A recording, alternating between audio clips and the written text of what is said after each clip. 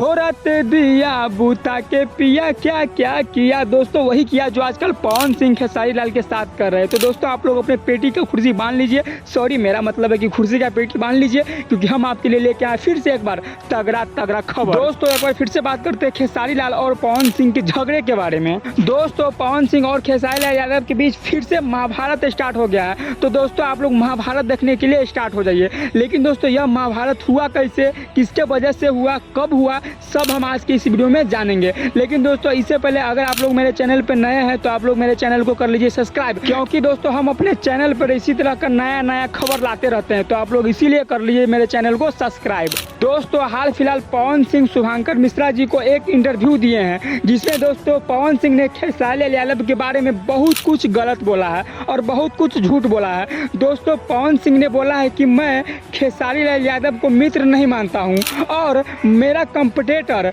खेसारी लाल यादव नहीं है। मैं अपने सामने खेसारी लाल यादव को कुछ नहीं समझता हूं, एकदम बच्चा समझता हूं।